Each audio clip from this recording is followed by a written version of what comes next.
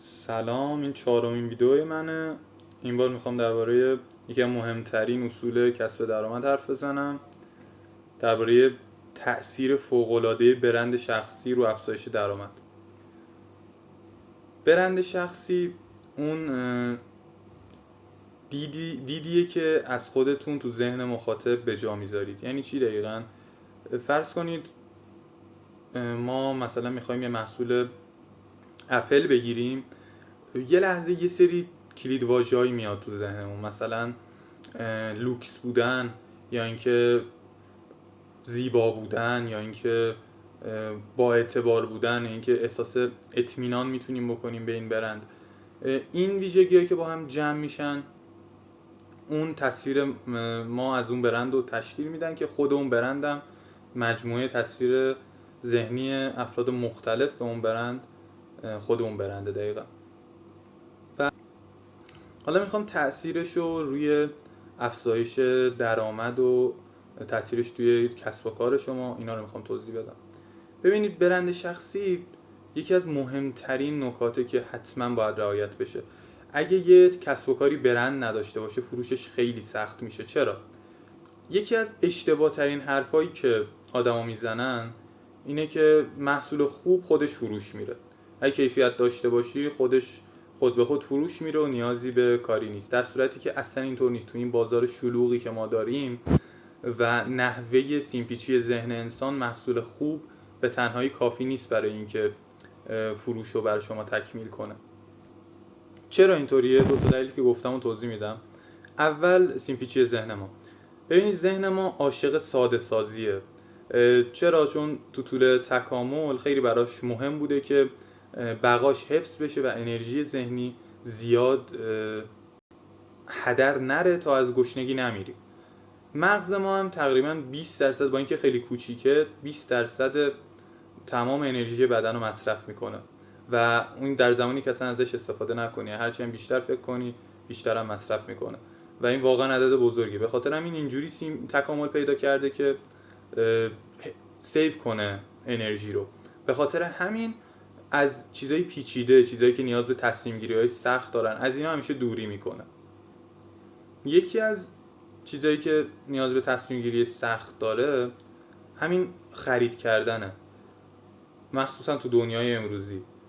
تو فرض کن هزاران دوره آموزشی، 1000 تا موبایل، 1000 مدل تلویزیون، 1000 مدل استادی که میخوای به عنوان کوچ انتخابشون کنی و دوچار فلج تصمیم گیری میشه انسان. یعنی انقدر تعداد گزینه‌ها زیادن که اصلا به خاطر اینکه ذهن میترسه که یکیشون رو از دست بده یا انتخاب اشتباهی بکنه و یه ضرری ببینه، حالش بد میشه از این حجم از تصمیم گیری سخت.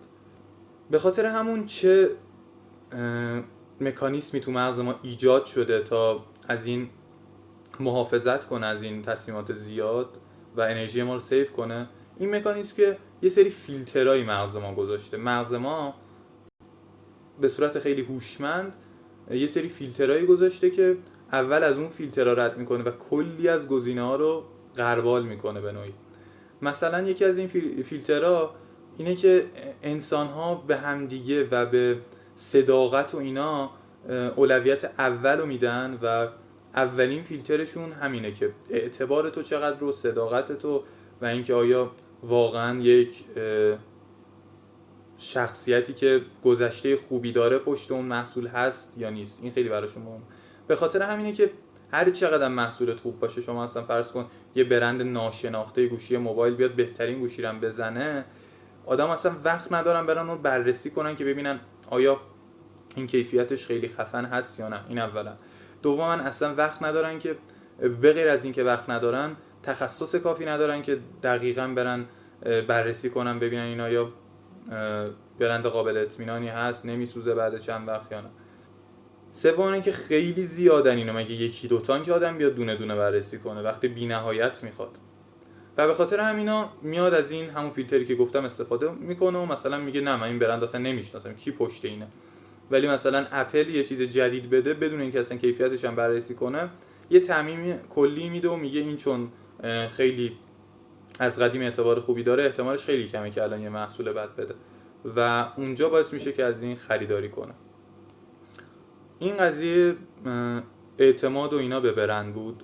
ولی قضیه بعدی یه چیز دیگه است. میخوام بگم اگه کسب و کاری زدید یا میخواید چیزی بفروشید و دارید تبلیغش رو میکنید، اگه پشت اون برندتون رو نشون ندید، احتمال اینکه ازتون بخرن خیلی کم میشه. مثلا این چنل های یوتیوب رو نگاه کنید، بیشتر اینا کلی بازدید دارن و افراد میرن کلی نگاه میکنن ویدیوهاشونو، ولی بیشترشون رو بیرول یا یه سری تصاویر حرف میزنن. اونا احتمال اینکه یکی ازشون چی بخره خیلی کمه تا اینکه یک آدم زنده پشت صفحه باشه و هر روز ببینیشو به صورت لایو حرف بزنن. حتی بعضیاشون هم که میان پشت دوربین ولی لایو حرف نمیزنن و متنشون رو از قبل آماده کردن، بازم احتمال خرید از اونا کم میشه. چون دو تا دلیل، یکی این که اولا ذهن انسانو خیلی بیشتر از مثلا موجودات غیر حقیقی و انتزاعی ازش حس اعتبار و بعد هم نوعی میگیره و احتمال خریدش بالاتر میره. مثلا احتمال این که شما بیاید یه دوره ترید و مثلا از پور صمدی بخرید بیشتر از اینه که دوره ترید و از یه شرکت تولید محتوای آموزشی ترید بخرید. کلا از انسان حس بهتری میگیره و به خاطر همین هم است که بعضی شرکت ها میان یه چهره رو برند میکنن. مثلا ایلان ماسک خودش برند شرکتاش شده و مثلا جف بزوس بزرگترین برند همون آمازون شده یا بیل گیتس یا افراد دیگه. و دومین نکته هم این بود که وقتی تو لایو میگی مخاطب میفهمه، از چشات متوجه میشه که آیا اینو داری از رو متن میخونی، این گفته از ته دل تو در میاد، آیا از تون صدات، از قفل شدن فکت، از چشات، از نحوه بادی لنگویج، تکون دادن دستات، از همشون متوجه میشه که آیا این اصالت داره این حرفی که تو میزنی یا صرفا داری از یه جایی ترجمه میکنی یا اصلا خودت هم نمیدونی داری چی میگی. اینو کامل متوجه میشه و تاثیر خیلی زیادی روی خریدش داره. حالا بریم سراغ این که بگم بهتون دقیقاً چه ویژگی‌هایی رعایت کنید که برندتون خوب شکل بگیره. اولیش اینه که انسجام داشته باشه برند. ببینید ذهن انسان به صورت تکاملی دوباره همه چی برمیگرده به تکامل و اینکه ذهنمون چجوری شکل گرفته. خیلی انسجام و الگو رو دوست داره، چون اونایی که دنبال الگو بودن در گذشته باقی موندن و تونستن مدل‌های ذهنی جهان رو بهتر کشف کنن و متوجه بشن و اونو تعمیم بدن به چیزهای جدیدی که میبینن و روش‌هایی برای زنده موندن و بقا پیدا بکنن و کشف بکنن و این باعث شده که اونا الان نسلشون بیشتر بمونه و ذهن الگویاب بیشتر باب باشه توی بین انسان‌ها. و حالا تو وقتی میای از تو برندت یه سری کارا رو تکرار میکنی، ذهن چون الگو رو دوست داره اونو یادش میمونه. مثلا منظورم از تکرار چیه؟ یه سری ویژگی‌های خیلی خاص رو باید تکرار کنی. مثلا اپل سادگی، زیبایی و لوکس بودن و اصالت و گرون بودن و یکم اینا رو تکرار کرده و این باعث میشه یاد ما بمونه. اپل اسمش که میاد اینا سریع متبادر میشه به ذهن ما این ویژگی‌هایی که گفتم.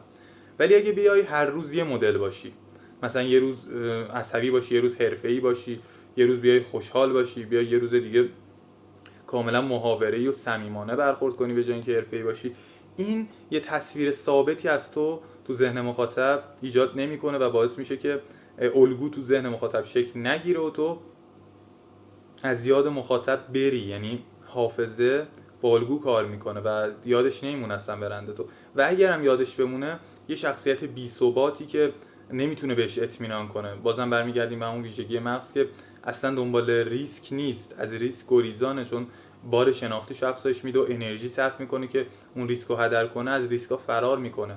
و اینکه تو بخوای بیای هر روز عوض بشی، این براش یه ریسکیه، تو قابل پیش بینی نیستی براش.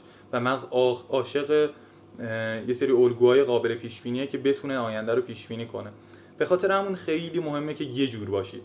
و اینجا یکم باید مثلا نمیگم فیلم بازی کنید، فیلم بازی کردن و آدما بو میکشن و اصالتتون از بین میره و فروشتون هم کم میشه.